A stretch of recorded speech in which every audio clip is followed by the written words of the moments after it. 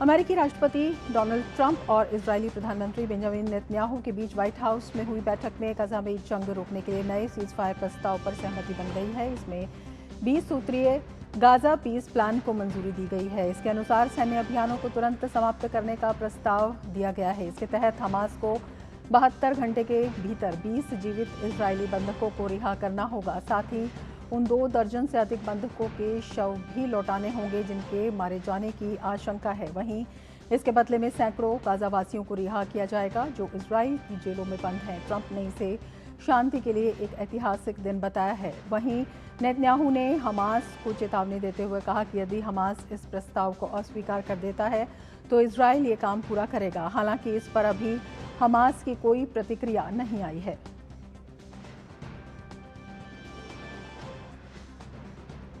प्रधानमंत्री नरेंद्र मोदी ने गाजा पट्टी में इजराइल और हमास के बीच का संघर्ष रुकवाने की अमेरिकी राष्ट्रपति की शांति प्रस्ताव की योजना का स्वागत किया है और विश्वास जताया है कि संबंधित पक्ष इसे स्वीकार करेंगे। पीएम मोदी ने सोशल मीडिया प्लेटफॉर्म एक्स पर कहा कि वे राष्ट्रपति डोनाल्ड ट्रंप द्वारा गाजा संघर्ष को समाप्त करने के लिए एक व्यापक योजना की घोषणा का स्वागत करते हैं। प्रधानमंत्री ने कहा कि ये योजना फिलिस्तीनी और इजरायली लोगों के साथ साथ व्यापक पश्चिम एशियाई क्षेत्र के लिए दीर्घकालिक और स्थायी शांति, सुरक्षा और विकास का एक व्यवहार्य मार्ग प्रदान करती है।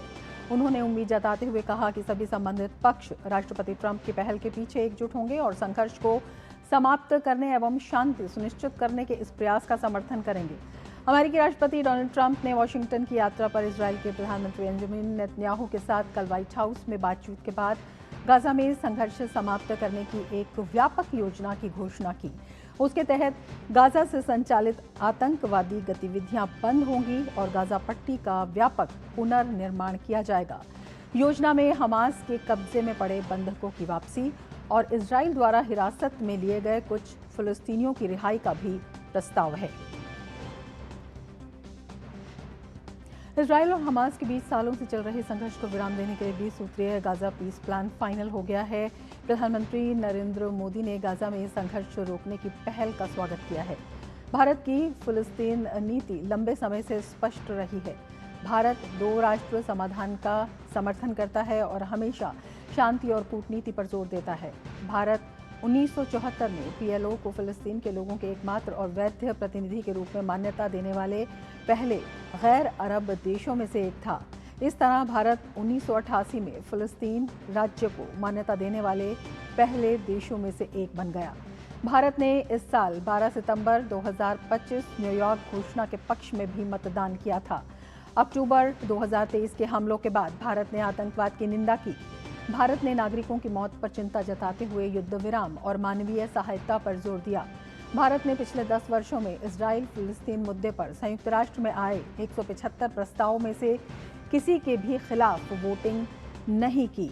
भारत लगातार फिलिस्तीन को विकास और मानवीय सहायता देता रहा है। 2014 से अब तक भारत ने फिलिस्तीन को $80 मिलियन की सहायता दी है। वहीं $40 मिलियन की नई परियोजनाएं पाइपलाइन में हैं। प्रधानमंत्री मोदी के इजराइल और फिलिस्तीन दोनों के नेताओं के साथ बेहतरीन संबंध हैं। प्रधानमंत्री मोदी फरवरी 2018 में फिलिस्तीन की आधिकारिक यात्रा करने वाले पहले भारतीय प्रधानमंत्री बने। इसके अलावा राष्ट्रपति महमूद अब्बास ने उन्हें भारत और फिलिस्तीन के बीच संबंधों को बढ़ावा देने में उनके महत्वपूर्ण योगदान के लिए grand collar of the state of फिलिस्तीन सम्मान से सम्मानित किया। भारत में फिलिस्तीनी राजदूत ने भारत के रुख की खुलेआम सराहना की है। उन्होंने कहा, भारत प्रधानमंत्री नरेंद्र मोदी के नेतृत्व में फिलिस्तीनी जनता के लिए शानदार काम कर रहा है।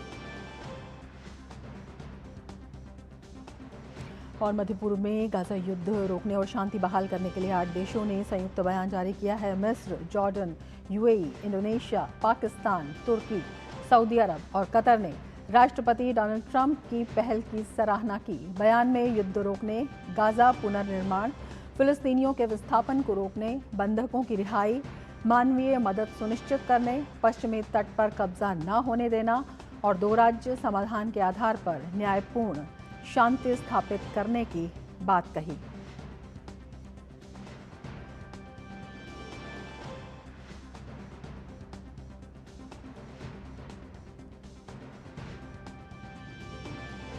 और हमारे संवाददाता अक्षय रोगरे हमारे साथ जुड़े हुए हैं और ज़्यादा जानकारी के साथ।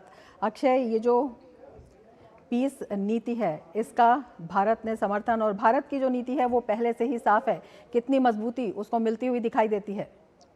देखिए, हमने देखा कि पिछले तकरीबन 2 साल से जिस तरह से जंग वेस्ट एशिया में चल रही है, उसको लेकर भारत की जो पोजीशन थी वो कंसिस्टेंट थी। वो ये थी कि शांति बहाल हो इलाके में, डायलॉग और डिप्लोमेसी से ही किसी भी कोई भी क्राइसिस हो उसका सोल्यूशन निकल कर आएगा। और तमाम हमने देखा कि हमास की तरफ से तमाम हमले किए गए, इजराइल की तरफ से तमाम हमले किए गए, लेकिन इस पूरी की पूरी जंग के दौरान भी भारत की स्थिति हमेशा से साफ थी कि चाहे वो फिलिस्तीन हो या फिर इजराइल हो, भारत के कूटनीतिक संबंध दोनों देशों के साथ में है, दोनों एक तरह से स्टेट्स के साथ में है, और इन दोनों का आपस में बात करके डायलॉग और डिप्लोमेसी के थ्रू कोई सोल्यूशन निकालना चाहिए। पहले तो बड़े सवाल ये उठाए गए कि क्या डायलॉग और डिप्लोमेसी पॉसिबल हो पाएगी इजराइल और फिलिस्तीन के बीच में, और अब आखिरकार 2 साल बाद, हज़ारों लोगों के जान जाने के बाद, अंत में सच वही हो रहा है जो भारत ने शुरुआत से कहा था कि शांति सबसे पहले लाई जाए, डायलॉग और डिप्लोमेसी के थ्रू ही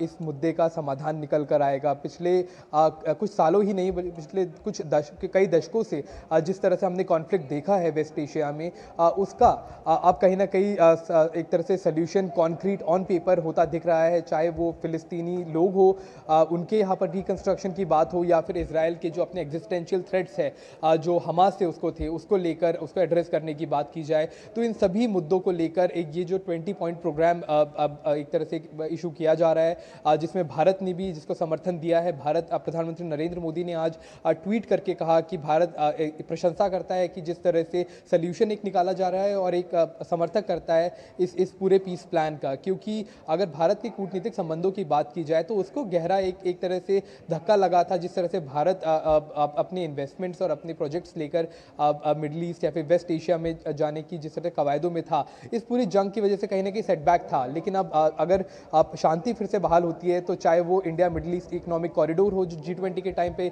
जिसकी घोषणा की गई थी, या फिर अन्य भारतीय जो इन्वेस्टमेंट प्रोजेक्ट्स हैं, उनको एक बड़ा बढ़ावा मिल सकता है अगर वहाँ पर शांति बहाल होती है तो। लेकिन इसके ऊपर भी अभी कुछ शर्तें हैं। हमास ने अभी तक इस बात को लेकर कोई जवाब नहीं दिया है। उनकी तरफ से ये कहा जा रहा है कि हमें अभी तक जो भी पीस प्लान है वो रिसीव हमारी तरफ से नहीं हो पाया है, तो हम कुछ समय और इंतज़ार करेंगे। लेकिन अगर अरब देश इस पीस प्लान को समर्थन देते हैं तो हमास के पास कोई बैकिंग नहीं रह जाएगी विरोध करने को लेकर। तो उम्मीद यही जताई जा रही है कि शांति बहाल होगी आखिरकार मिडिल ईस्ट में, वेस्ट एशिया में, और जो जंग जिसकी वजह से हज़ारों लोगों की जान गई और हज़ारों लोगों के घर, लाखों लोगों के घर बर्बाद हुए, उसमें कहीं ना कहीं एक रिवर्स होगा, एक यू टर्न होगा, और अब वापस रिकंस्ट्रक्शन ऑफ गाज़ा की बात नए सिरे से शुरू की जाएगी, और एक permanent peace West Asian region में कहीं ना कहीं दिखने लगी है। लेकिन अब सवाल वही खड़ा होता है कि क्या सारे जो पार्टीज़ हैं वो इस पीस प्लान को लेकर अपने शब्द पे कायम रहेंगे या नहीं।